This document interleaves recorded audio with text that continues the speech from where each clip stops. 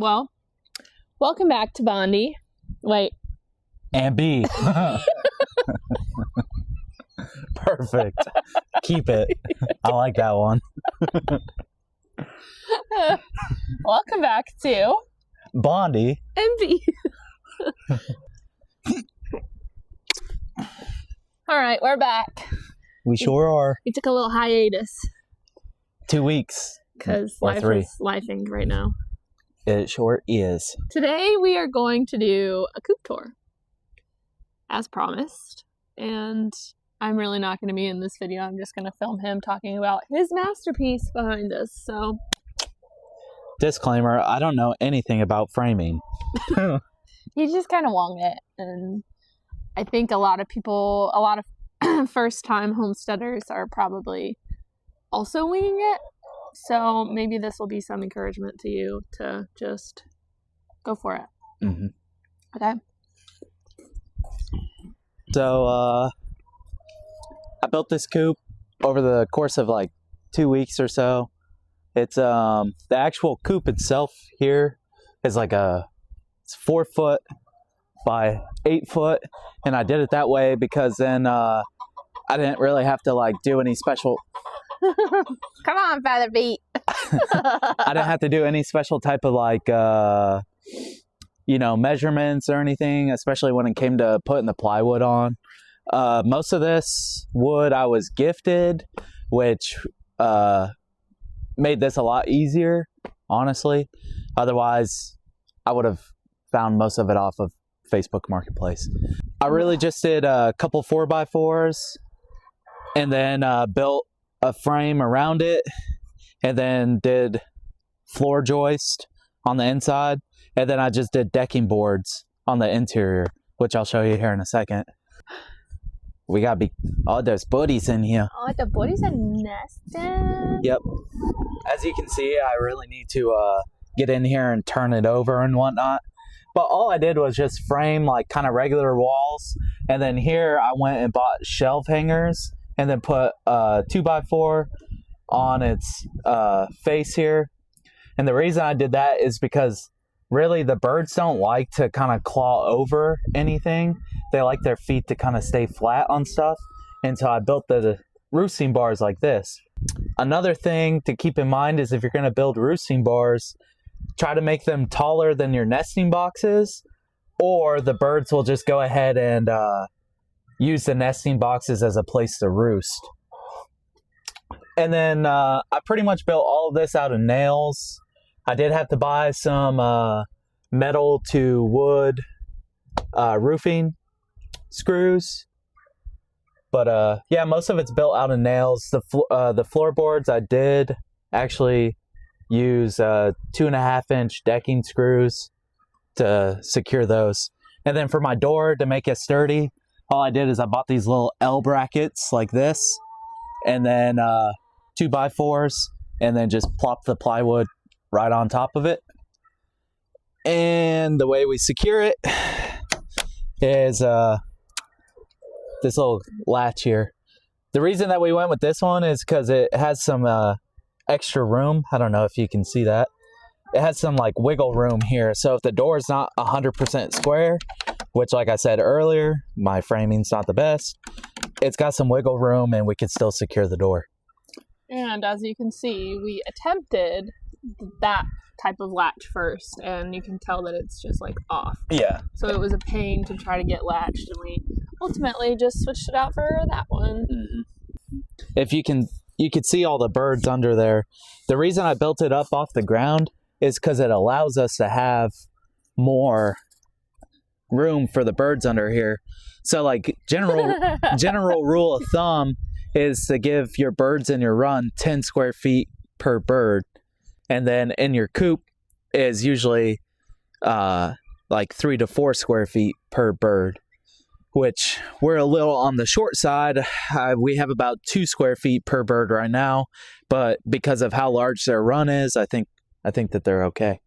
Then moving on, we have our nesting boxes here, which I just took a couple of scrap boards and then use these as lashings, I guess you could say, across the top.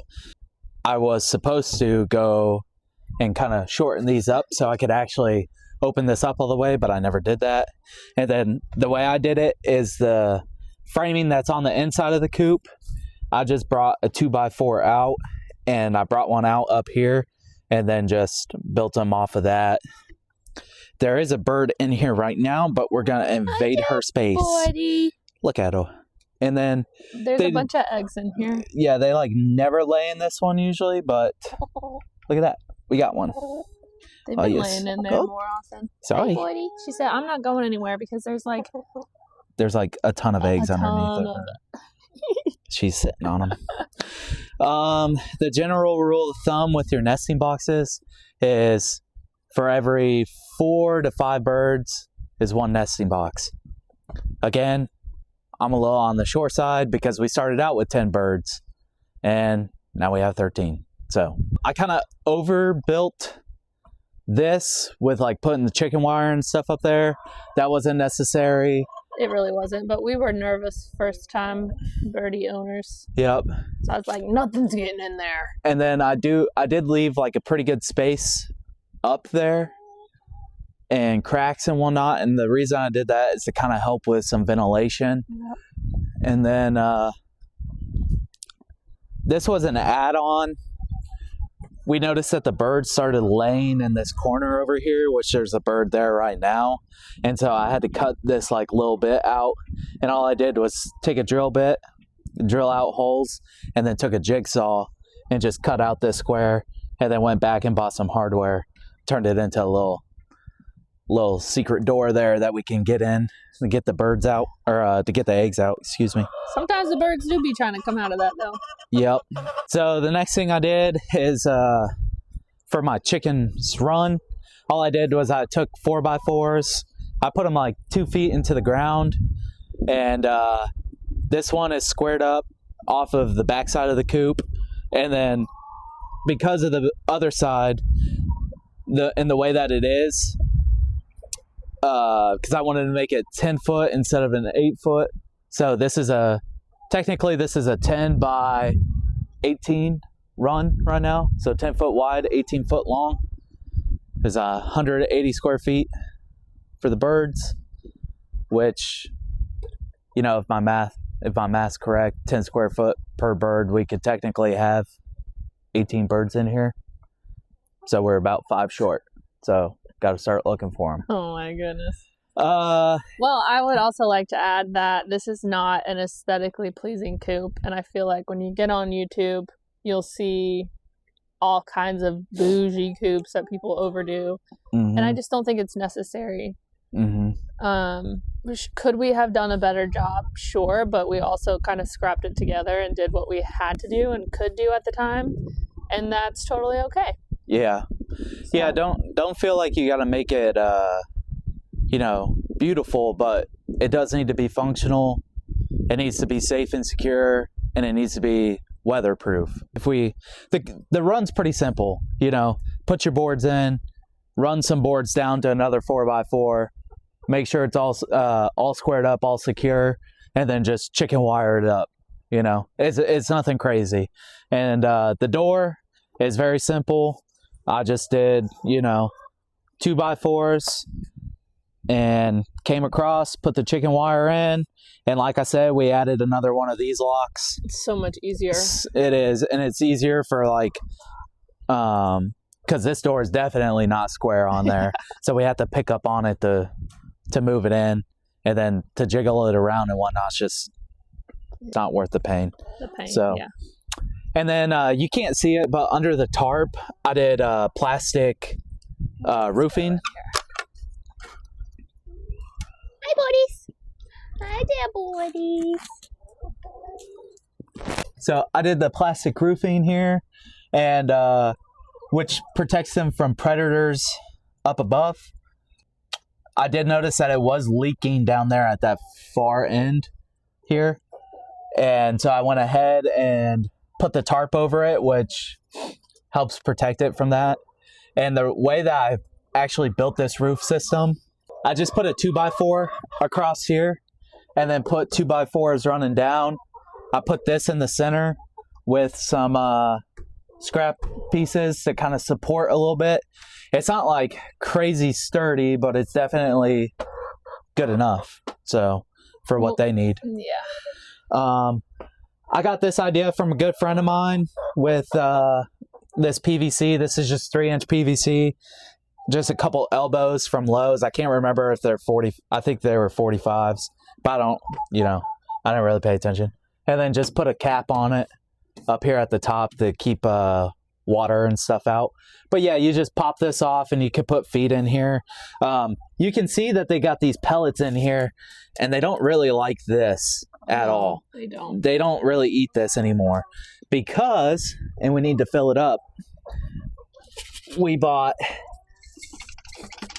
this from a local feed mill that's close to us, and it was actually cheaper than buying the feed from Tractor Supply, which is what we were doing previously. And then I just go ahead and I put all the feed in this 55-gallon pickle barrel drum that was gifted to me. And it costs $115 to get 350 pounds. And then it just sits in here and it's, it's nice and dry. It doesn't get wet. The birds can't get into it. And then the feeders are super simple. I just tied a little rope up here and used a bungee cord. Now, eventually this will probably snap, so I'll have to get a different method. But I just did the same thing here. And the reason I raised it up off the ground is because I don't want them pooping in their food. And the reason that we put a bucket up here is because they were pooping down into their water. As you can see, yep. There's poop everywhere. And Betty has joined the flock. Yep. And so like I said, all I did with the water is basically the same thing with the food. We just bought those little water cups off Amazon. But when it gets cold outside, those freeze really easy because the concentration of water is small. The actual barrel itself didn't freeze at all. But you'd have to come out here and unfreeze the cups every day. So eventually we just went to a crock pot where we would keep it plugged in and keep it on warm. And then that would keep their water from not freezing. And I felt like it was safer than a lot of other things. Yeah. And so, I did think about putting like PVC pipe over the electrical cords to keep them from pecking at it. But honestly, they didn't even do that. So we just, mess with it, Yep. And then I built them a little swing. Yeah, they have a little swing. They love it. Yeah. As far as this goes, this is literally just 2 decking boards and a bunch of scrap wood that I literally just lashed on there. As you can see, I didn't do any type of special spacing or anything. I just put it together so they're not having issues getting up and down. We added this. This runs on a timer, and it has a solar panel at the top. And yeah, it just goes up and down. We bought this off Amazon. This was pretty easy to install. And nothing special, but it keeps them in and keeps predators out. So. Yep, and they put themselves to bed, so we just have it on a timer after dark. Except for like 4 of them. 4 of them like to stay out here. Weird. Mr. Roo, why are you being angry? Hi. What are you doing? He's being crazy. And as for the back of the run there, it's really no different than the front of the run. As you can see, those OSB boards. I ran out of chicken wire, so, make do with what you got. And that's pretty much it. Like, I mean, it's about as simple as it can be. Not all of the wood that I use is pressure treated. Some of it's just like regular studs that you would put in your house where it's not supposed to get rained on or weathered. But, if it ends up rotting away, I'll just replace it at that time. But at the time, I didn't have the money to buy a bunch of pressure treated lumber. So pretty much it. Super simple. Coop tour. Coop tour. So I guess we'll talk about maybe the things that we would change about the coop. Mm-hmm. If we had the resources, but just knowing what we know now, almost a year into raising chickens. Yeah. I think the biggest thing is if you can afford it, go bigger in the beginning, because once you get the birds, you're going to want more. It's just, It's just bird math. Yeah. I didn't think I would want more, but I've been sending like a lot of videos and stuff on Facebook and Instagram being like, look at these chickens. We should get more chickens. I want chickens. And I also want pigs, but we might not get away with that here. Yeah. But we could try. The other thing I would change is instead of building it raised up off the ground, I would have built it like just a regular shed and built it on the ground and then just made the run account for the space that's under there. And the reason being is it's a lot easier to add to, that part and clean it. So the other thing is like you see a lot of these bougie coops or just some coops in general on Instagram, YouTube, wherever you're watching or consuming content. They have sand in the run and they have like almost like a kitty litter scoop where you can actually go through the run and like scoop out the poop, and it's just a lot more clean than the method we're using now. This morning we had like 4 or 5 roosters like going off in town. Yeah. I was outside at like 5 a.m. this morning and our rooster was going off, and then you would hear another one across town, and then you'd hear another one, and they just kept going and going. Yeah, the sand in the run, and the other thing is I probably would have built the run taller and been able to add like a rain catch kind of system on it. So then I could use the rainwater to give to the chickens instead of just having to fill up that 55-gallon drum all the time. Well, we should do a little coop tour of the spare coop. Oh, Betty's little coop? Yeah. It's about to be the future home for some silkies because I want some so bad. But we just bought it from Lowe's. We bought it from Lowe's, and I'll show you. It's like a bougie little house. It even has asphalt roofing on it. Yeah. It's got multiple doors, a little ventilation system. It's got 2 little nesting boxes, and we just put a bunch of wood chips. But we got these small little rent-a-coop food and waters, and it was really simple to put together. Yeah, it took us probably an hour. Well, when we get like, she wants silky chickens, so when we get those, this is where they'll go. Yep, this is where they'll stay. So my little fluffy chickens. But as far as the coop tour goes, yeah, that's pretty much it. It's pretty much it. It's a little janky, but it'll do. It's working for us. So yep. And the birds seem to be happy because they keep on laying. So anyways, I don't know if we're in frame. Thanks for watching. Until next time. Bye.